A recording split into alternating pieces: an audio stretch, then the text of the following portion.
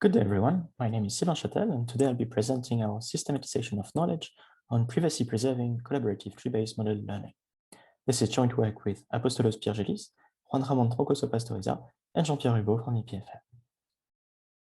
Machine learning has become prevalent in the last couple of decades, making data one of the most prized commodities. Among the plethora of machine learning algorithms, tree-based models have received a lot of attention in research and industry for several reasons. They are highly interpretable, they require little effort in data preparation, and can cope with nonlinear relationships. Finally, they can also be used for fast prototyping, and for instance, they can be employed in medical research to do quick proof of concepts of an experiment before training more complex models. Recent years have seen the new trend of collaborative learning. It refers to the setting where multiple entities wish to train on their joint dataset to obtain a larger dataset with higher diversity, which can in turn result in higher accuracy. Additionally, as data is quite valuable, there is a crucial need for data protection. Indeed, the training process needs to respect the data privacy, first to abide to new data protection regulations, but also to incentivize the collaborative learning. Model privacy is also instrumental, as first, the model could be proprietary, and second, the resulting model could potentially be used to infer information about the training data. As you can see on the right-hand side, the volume of publication on the topic of privacy-preserving collaborative tree-based model learning has been booming in the last couple of years. Thus, we propose a systematization of the literature on this topic and identify 4 dimensions piloting the constructions, which are the learning algorithm, the collaborative model, the threat model, and the protection mechanism. We also identify that even with protection mechanism, some information are still shared during the learning, resulting in potential information leakage. Thus, we also provide a leakage analysis framework to systematize literature with respect to this dimension. Finally, we identify some open challenges and future directions. So let us first look into the learning algorithms. As a quick recap, decision trees are supervised learning techniques that can be used for regressions or classifications. While the former can be used to predict continuous values, the latter can be used to predict or classify discrete values. Trees are often represented as direct acyclic graph, as you can see on the right-hand side. You basically have the data that has come from the path that is split with respect to a specific feature and a specific value. The initial algorithms that were introduced were called greedy algorithms, and for each node, the splitting feature is selected by evaluating a cost function, which is often nonlinear, evaluating an information gain or the Gini index, for instance, for all the features and all the possible split points. And eventually, the best gain is selected as the feature and the split. More recently, random algorithms were introduced to alleviate some issues of overfitting with greedy algorithms. The split is either selected at random or it's selected on a random subset of the features.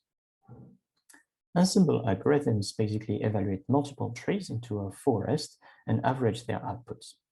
The most performing algorithms currently are based on boosting and include AdaBoost, gradient boosting decision trees, or XGBoost. In order to classify the literature, it is important to identify what is the task at hand. That is, what is the nature of the data, what is the goal of the task, if the final model should be deterministic or random, and if the model should be a forest or a tree. On the right-hand side, you can see the most common algorithm found in the literature. We know that the choice of the learning algorithm conditions drastically what needs to be computed and exchanged during the process.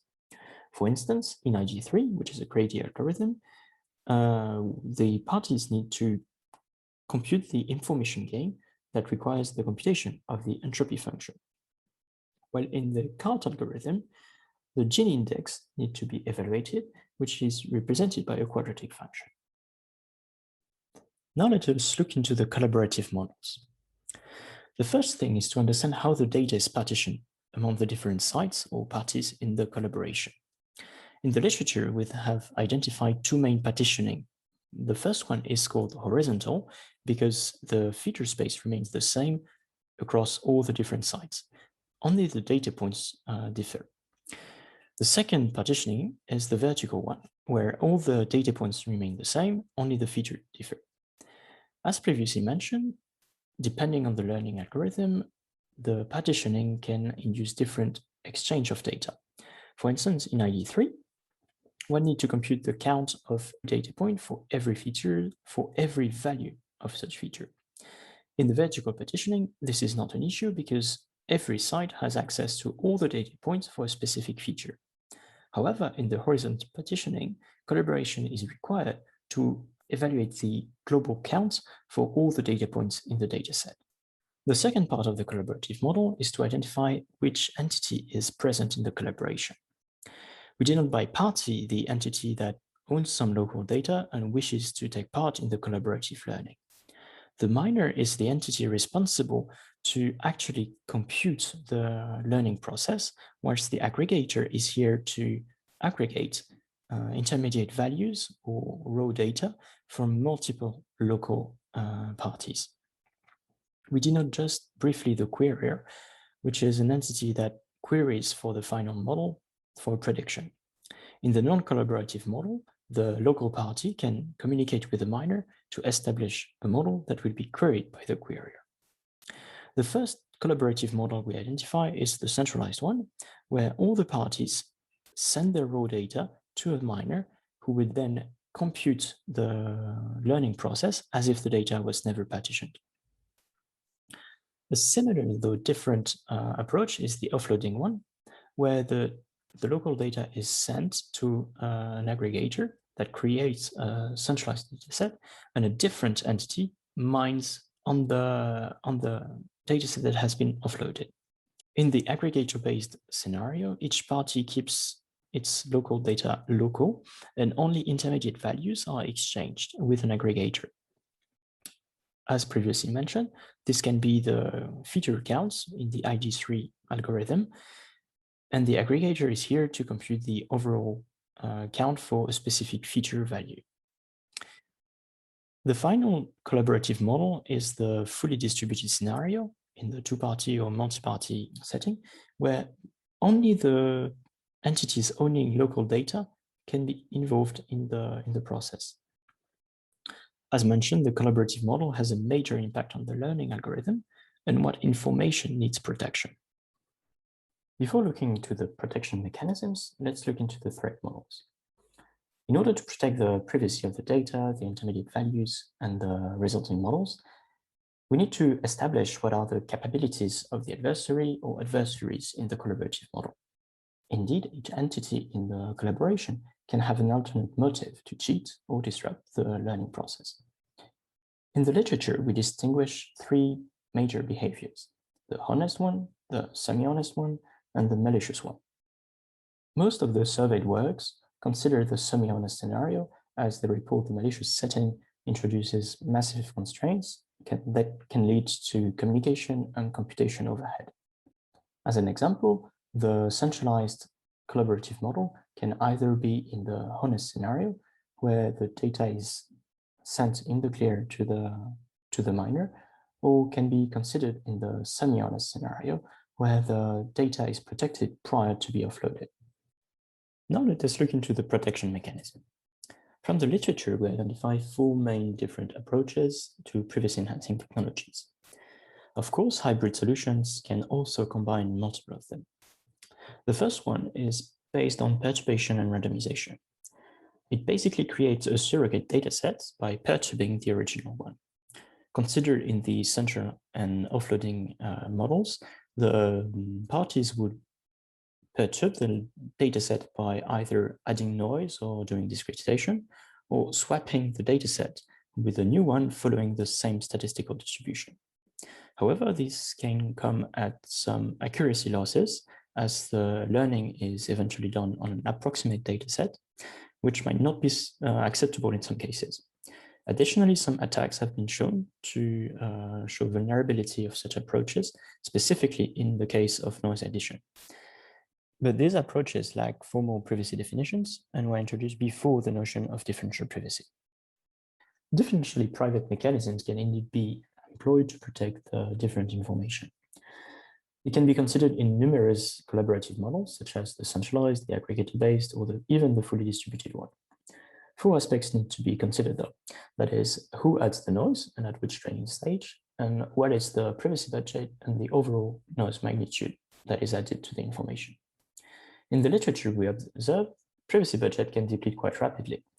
Thus, several tricks have been employed to reduce this by either relaxing the learning algorithm, by, for instance, opting for the Gini index instead of the information gain, as we have seen, resulting in the use of a quadratic function instead of a logarithm, or even considering a completely random split. Other tricks involve, for instance, learning on independent subset of the data, but one might lose the benefit of collaborative learning, or use a differentially private generative adversarial network to create surrogate datasets. Another approach is to locally train a tree under differentially private guarantees, and then share this tree to the next party who can use it to bootstrap its local learning. However, the issue is that there is a huge trade-off between privacy and utility, as the more noise is added, the more privacy is obtained, but the less accurate the resulting model can be. Cryptographic approaches are mainly based on secure multi-party computation and homomorphic encryption. In SMC, the best performing solutions are using the famous SPIT framework to enable sharing of the secret and then the computation in an MPC manner. It can enable almost exact learning to the approximation of the nonlinear functions and can cope with numerous collaborative models, such as the centralized one, the aggregator-based model, and the fully distributed one. However, to keep efficiency, several solutions also replace the gain function by a more amenable one, switching the logarithmic evaluation in information gain by the Gini index and the quadratic function. However, it's harder to tolerate an availability, that is, when one of the party might be offline during the training. Additionally, communication overhead is also non-negligible, and trust assumptions can be restrictive, for instance, in a trusted preprocessing scenario. Homomorphic encryption can enable computation to be executed directly on the ciphertext and can lower the communication overhead induced by SMC solutions. Similarly, they can adapt the learning algorithm to a more amenable one with the Gini index or even with completely random splits. However, the drawback of homomorphic encryption is that it's hard to compute comparison under encryption. Thus, in numerous works, the intermediate values are decrypted to identify the base gain. Other solution can be leader-based, that is, with different entities having different role in the learning, and specifically one for encryption, one for decryption, and one for blind text. Most of the solutions are relying on the Payet crypto system or its threshold variant. The main drawback of homomorphic encryption, however, is that it's quite difficult to evaluate nonlinear functions and to evaluate the comparisons. Another approach is based on hollow solutions. In this scenario, each party has an enclave on which the data can be offloaded, and the secure enclave is responsible for storage and computation on this sensitive data. Remote attestation protocols can cryptographically verify that the software has been loaded correctly. However, this relies on different trust assumptions, as one needs to trust the manufacturer of the secure enclave. Additionally, it might be susceptible to side-channel attacks and needs to be coupled with additional countermeasures. The most promising approaches, however, are based on hybrid solutions. For instance, by combining SMC and randomization, the amount of communication can be reduced and obtaining better accuracy than simple randomization. Numerous cryptographic approaches can also be combined to obtain communication efficiency from homomorphic encryption and using the SMC for nonlinear functions such as comparisons. DP can also be combined with cryptography to reduce the amount of privacy budget required at each step. And finally, as mentioned, secure hardware and cryptography can be combined to prevent side-channel attacks. Now let us briefly introduce our leakage analysis framework. As previously mentioned, in the collaborative learning, several information can be shared during the process that are not always protected. Thus, we design a framework to analyze which kind of information is leaked and at which step of the learning process. It can be, for instance, raw data, intermediate values, or model parameters. Our framework identifies what kind of information is leaked and who can potentially take advantage of such leakage. For instance, in the centralized model with DP mechanism as protection, raw data is inherently leaked to the miner, as it is the one responsible to add the DP protection. But we note that also improper privacy-enhancing technologies, such as perturbation in the centralized collaborative model, could lead to raw data leakage, as we have seen. Intermediate values can be used to obtain global information about the local dataset, such as class count, for instance, or they could potentially be used to, in combination with the final model, to do membership or inference attacks. We note that intermediate values can be local, pertaining to only one specific entity, or global. Overall, we identify that very few works keep the final model private, and even fewer works prevent the leakage of intermediate values with appropriate privacy-enhancing technologies. Overall, we identify 4 main open challenges. The first one is to study the leakage in tree-based models by investigating privacy attacks from intermediate values and quantify the risk of such leakage. The second one is how to cope with malicious setting. Porting the field to the any-trust or even fully malicious setting remains a challenge, but recent advances in verifiable computation and cryptography are promising. Byzantine tolerance is also an interesting avenue for future works. The third challenge is how to provide end-to-end protection of the learning process, protecting the input, the intermediate values, and the final model at the same time.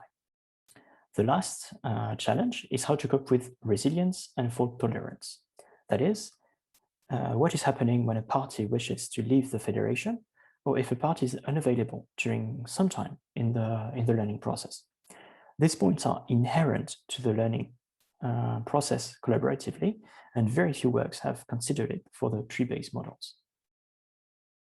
In this work, we have systematized the literature on privacy preserving collaborative tree-based model learning. We have identified that the collaboration introduces several challenges that can be coped by modifying the way the learning is executed or adding new entities. Additionally, while numerous privacy-enhancing technologies have been employed and deployed, hybrid solutions are the most promising. We have also provided a leakage identification framework to help designers and researchers categorize the literature and reason about what information is exchanged to whom during the learning. Thank you for your attention, and I'll be happy to take any questions.